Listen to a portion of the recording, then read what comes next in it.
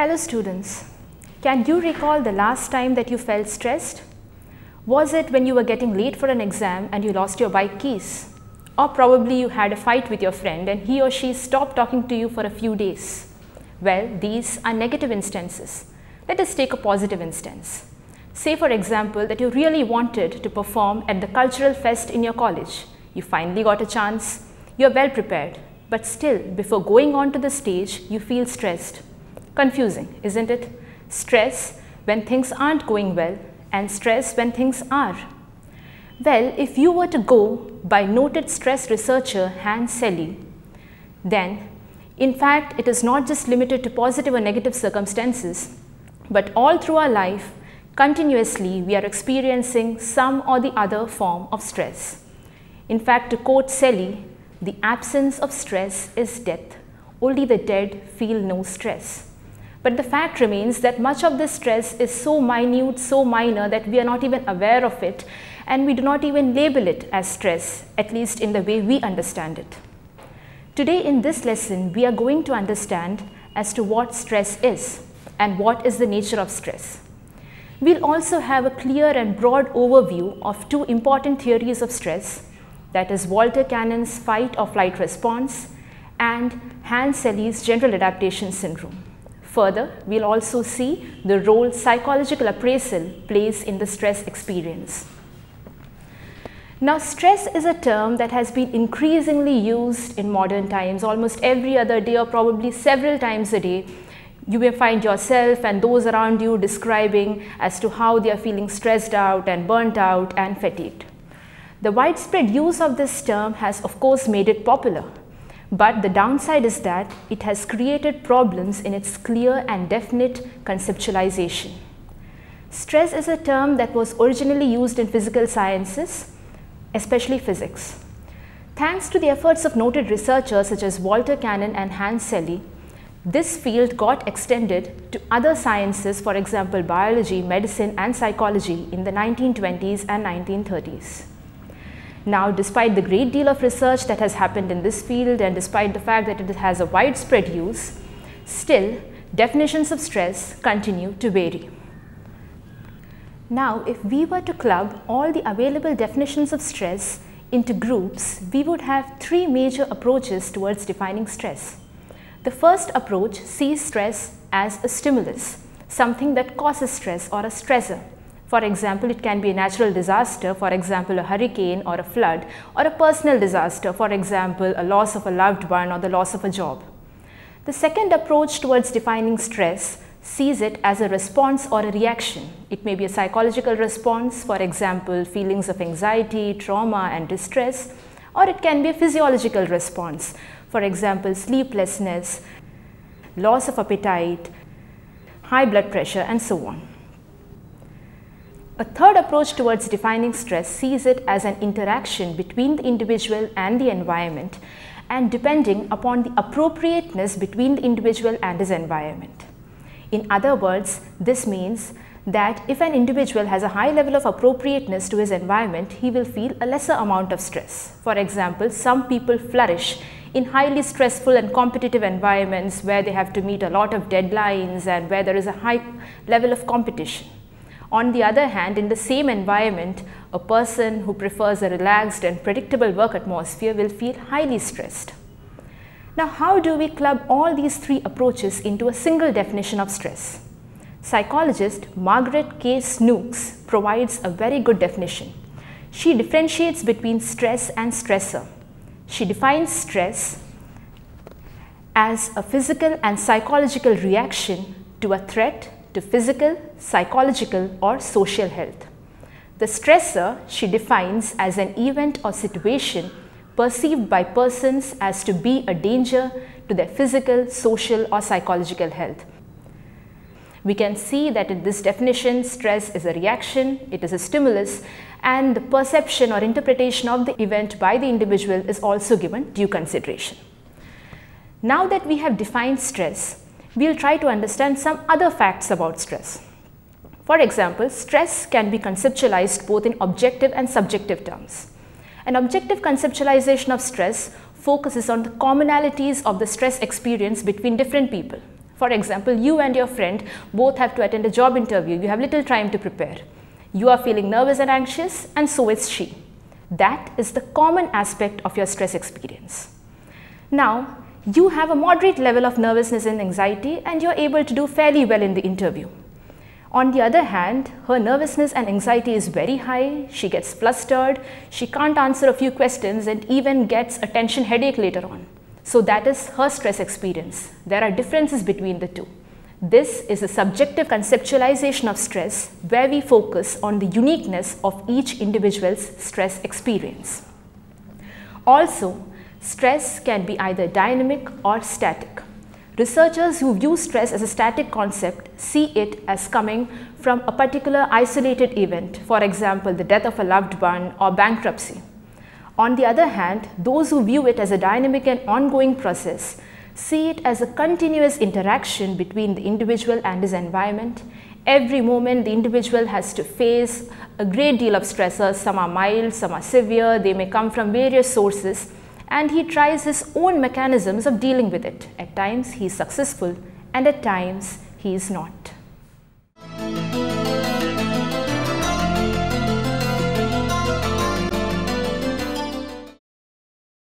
Now that we have a broad overview of what stress is, let us go over and see what are the different types of stress.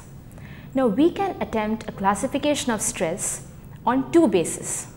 First is the intensity of the stress experience, and the second is the nature of the stress experience. On the basis of the intensity of the stress experience, stress can be classified into two types. The first is acute stress and the second is chronic stress. Acute stress is generally stress that is related to a particular traumatic event. For example, a financial crisis, the loss of a loved one. Chronic stress is stress which occurs from long-time stressful situations. Examples could be poverty, ailing for a disabled member of the family, or growing up in a dysfunctional or broken family.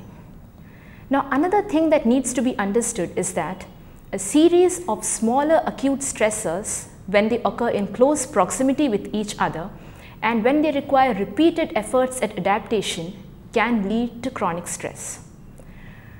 Now, even though acute stress can cause a great deal of psychological problems and physiological illnesses, the fact remains that chronic stress is by and far more hazardous, and it can lead to a great number and a great frequency of physiological and psychological debilitations. Another type of stress is the episodic acute stress. It is a more severe type of acute stress. People suffering from this kind of stress experience stress symptoms not just once in a while, but they may experience it even daily. Now we go to the second basis of the classification of stress. It is the nature of the stress experience, and we come to the all-important question: is all stress bad? If your answer is no, then yes, you are right, because all stress isn't bad. Noted American psychologist Richard Lazarus differentiated between eustress or positive stress and distress or negative stress. Now, what is eustress? Eustress or positive stress is short term and motivates the individual, feels pleasant, and focuses our own concentration and energies, and as a result our performance improves. For example, getting married or having children. The second example is distress. Now, distress is the kind of stress which can be short term or long term, and it is essentially unpleasant. It taxes our coping abilities and our performance declines, and there can be physiological and psychological problems along with it. Examples of distress can be loss of a job, or it can be the loss of a loved one, a major accident, a major illness, and so on. Now, we generally think that eustress and distress are two different concepts, but the fact is that there are a number of interlinkages between the two. Now, let me tell you that even though eustress is good, too much of eustress can be taxing. There remains no more fun in the challenge, you get really tense, and in fact it can be distressing and your body gets really taxed up. Similarly, even so-called distressing situations can have eustressing components. For example, research during the Second World War showed that events such as the Second World War, which are extremely traumatic both on the societal level as also on the personal level, even in such events, there were eustressing components. Now, what are the eustressing components, you may ask? There was a development of coping skills, a development of hardiness, and a development of a sense of unity and oneness among the people. Now, let me show you a figure. This is the Yerkes-Dodson curve developed by Robert Yerkes and John Dodson in 1908. Now, this curve shows that when eustress goes beyond a particular limit, then performance declines. Up to a particular extent, eustress or a greater deal of arousal leads to an improvement in performance. But beyond that limit, if eustress or any kind of arousal increases, performance declines. Now that we have understood the different types of stress, we will try to understand what are the different types of stressors. Now, stressors can be chronic or acute, they can be controllable or uncontrollable, and they can be positive or negative. Stressors are most likely to adversely affect your health when they are chronic, when they are negative, and they are unpredictable and uncontrollable. Now, how can we divide the stressors? We can broadly divide them into two groups: external stressors and internal stressors. Now, which are the external stressors? There are three major kinds of external stressors. The first, crisis or catastrophes. These are unforeseen, they are unpredictable, uncontrollable, and the individual finds it very difficult to cope with them. Examples include natural disasters such as hurricanes or floods or earthquakes, or man-made disasters such as wars. Those crises and catastrophes are quite rare. When they occur, they bring with them a great deal of stress. The second type of stressor is our major life events. Now, major life events may be positive, such as marriage or birth of children or going to college for the first time, or they may be negative. For example, a bankruptcy, a major accident, or a major illness. Now, research by Cohen et al. Reveals that when stressors in the form of major life events are negative, and when they are chronic in the sense that they have occurred a few months ago, then they are more likely to cause a great deal of stress. The third kind of external stressor are daily hassles or annoyances. We actually face it every moment of our life: annoyances, frustrations, irritations. For example, you are standing in the traffic light and there is a long line, or there is a long queue when you are waiting to pay your bills, or there is a traffic jam. You encounter so many irritating personalities every day. You have such a lot of conflicts. So the hassles are many. And even though we may not assign a great deal of importance to them, still they do cause a substantial amount of stress. And also, hassles are different for different people. Different people handle the same problems in different ways. Now that we have seen what external stressors are, we will try to understand what are the internal stressors. Now, we generally think of stressors as being external to us. But the fact remains that stress is caused by an active interaction between the individual and his environment. For instance, our attitudes, our beliefs, our perceptions, expectations, factors such as locus of control, personality traits, all of these may act as stressors by influencing the way in which we view external events, whether we perceive them as stressors or whether we do not label them as stressors. And if we do label them as stressors, what intensity do we assign to them, and what are the coping methods that we use in order to deal with these stresses. Now we come to the sources of stress. The sources of stress, as simply as can be said, may incorporate almost every other facet of our life. They can be external stressors, for example, crowding, noise, pollution, loss, either physical or material or emotional, problems in personal relationships, illnesses, difficulties in coping and overburdening because a lot of work stress is there, or it may include any other problem that we or others close to us face. And as I've already mentioned before, the other source of stressors may be our own internal factors, our personality factors, our attitudes, our beliefs, our perceptions, our expectations, and the way in which we actually view the world, whether it is optimistic or whether it is pessimistic. Now you may ask me a question, do we actually adapt to stress? Can we really cope with stress? Well, the answer is optimistic. Yes, we can. And in fact, most of the people adapt fairly well to moderate and unpredictable stressors, and in fact that is the kind of stressors we usually face in our lives. But the fact remains that if stressors are intense, they are severe and they are unpredictable, then we surely may have a lot of problems in adapting to them. One another thing we need to remember is that certain disadvantaged people, for example children, elderly or other disadvantaged populations, for example disabled people or poor people, they may find it more difficult to adapt to stress. You may ask why. The reason is that their coping resources are limited. They cannot exercise as much control on the environment as we do, and also their own personal skills and abilities to cope with stress is limited.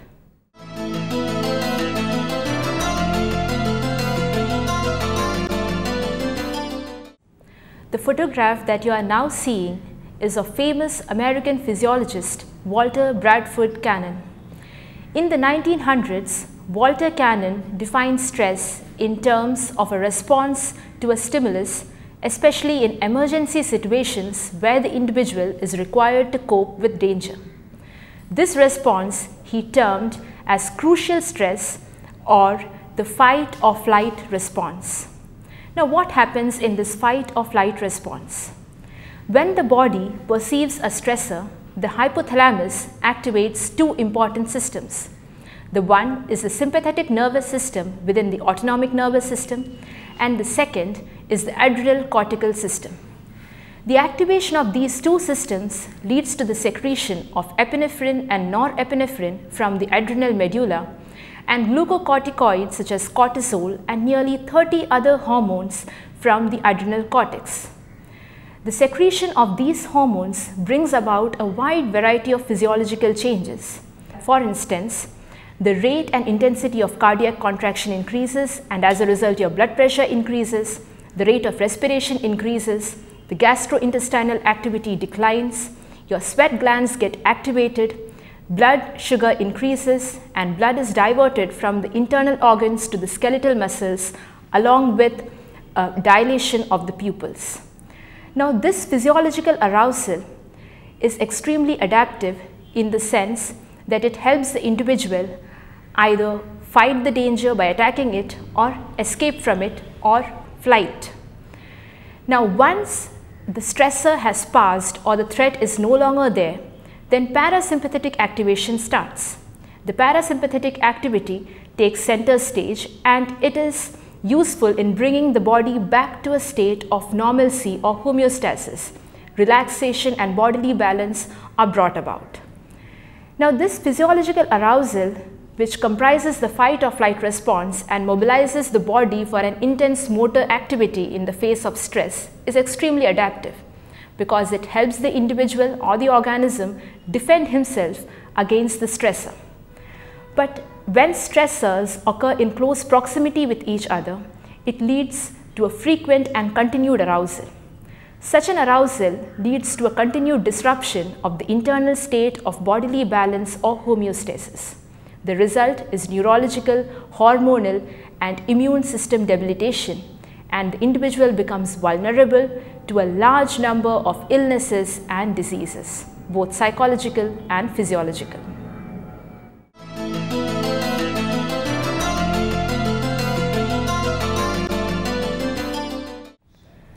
The photograph that you are now seeing is of pioneering Hungarian endocrinologist Hans Selye.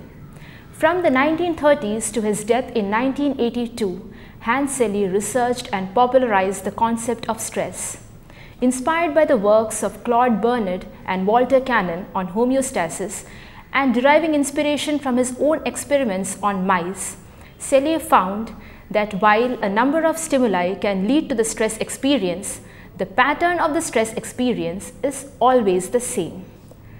One of Selye's most important contributions is the development of a model of how the body defends itself in stressful situations. This model is the general adaptation syndrome, and consists of 3 stages: the alarm stage, the resistance stage, and the exhaustion stage, as you can see in the graph. The first stage is the alarm stage. You can see in the graph that the line is going up, and the bodily activity also follows the same pattern. During this stage, the body is mobilized to respond to a stressor, and this mobilization is achieved by an activation of the sympathetic nervous system. There is an activation of the adrenal and thymus glands, a secretion of corresponding hormones, and there are a number of physiological changes. For example, the blood sugar levels rise, the blood pressure rises, the rate of respiration, the increases, gastrointestinal activity declines, and so also the rate of salivation declines, your sweat glands get activated, blood is diverted towards the skeletal muscles, and in short, your body is mobilized to actually face the stressor. Either you have to attack it or you have to escape from it, but in any way you have to defend yourself from the stressor. These physical reactions, which comprise the alarm stage in Selye's model, are extremely adaptive. But the fact is, they are most adaptive when the stressor is short term. But in normal life situations, you know that the stressors that we face are generally long term. So in such situations, this continued arousal of the alarm stage can be extremely hazardous to our health. The second stage, as you can see in the graph, is the resistance stage. The line is constant, and the body, in other words, is trying to adjust and adapt itself to the stressor. This may be either by using, the individual may do this either by using his or her own skills, or may try to see what coping resources does he have and what changes can he bring about in the environment. How long this resistance stage lasts depends upon how severe the stressor is, and also on how much ability or coping capacity the individual has. Now, if the stressor persists for a long time, the individual's coping capacity starts becoming lesser and lesser. What is the result? The result is that there will be neurological and hormonal changes, and your immune system weakens, and so you become vulnerable to a large number of illnesses and diseases. It may be hyperthyroidism, ulcerative colitis, gastric and peptic ulcers, high blood pressure, cardiovascular disorders, and say what not. You can have almost a host of illnesses. And in fact, Selye referred to these illnesses as diseases of adaptation, diseases that an individual has when he tries to adapt to the stressor in the resistance stage. Now, the third stage in Selye's model is the exhaustion stage. Now, the organism has tried to resist the stressor, and the stressor has persisted for a long time. Now, a body's capacity to resist the stressor is limited, it is finite. In the exhaustion stage, the capacity to resist the stressor gets totally depleted due to prolonged and intense use, and there is a stage of breakdown. Normally, after the sympathetic activation that is characterized by the alarm stage, there is a parasympathetic activation. It helps to bring the body back to a normal state or the state of homeostasis. But what happens in this exhaustion stage is that since the sympathetic activation has been so prolonged in the alarm and resistance stages, and also because it has been so intense, abnormally intense in fact, the parasympathetic activation is abnormally low, and hence the body is incapable of bringing itself back to a state of normalcy. Now, if the body is not provided extra energy resources to cope with the stressor, or the bodily resources are not replenished, or if an additional stressor occurs at this stage, then the results can be hazardous. According to Selye, it can result in depression, in illnesses, and even in death. Now, let us evaluate Selye's model. How much relevance does it hold for us today? Selye's model was a biological model. It focused on the bodily mechanisms of responding to stress, and no doubt it was an influential model, and it actually gave rise to a great deal of further research. But the negative point in Selye's model was that while overemphasizing on the biological underpinnings of stress, he neglected the psychological aspects. Secondly, he conducted his experiments on non-human subjects, mice, because of ethical reasons, and he tried to equate these results to human subjects, and because of this he faced a great deal of criticism. because when he was conducting experiments on non-human subjects, he could not understand in any way the importance of psychological factors such as perception, higher cognitive abilities such as interpretation of the event, emotions, attitudes, beliefs and perceptions which modulate the stress experience.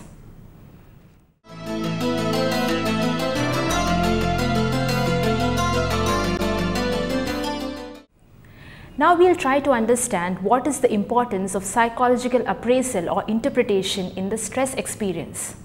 A psychological or cognitive appraisal of stress involves a thoughtful evaluation of the extent to which a stressor threatens the individual and his level of vulnerability to it. Now this will be determined by the extent to which he has coping resources as also his personal skills in coping with the stressor. Now the role of psychological appraisal was first put forward by noted American psychologist Dr. Richard Lazarus. Dr. Richard Lazarus along with Susan Folkman proposed an interactional view of stress and held that an individual's subjective appraisal or interpretation of the stress producing event is in fact more important than the event in itself. Now we go over some key concepts in psychological appraisal.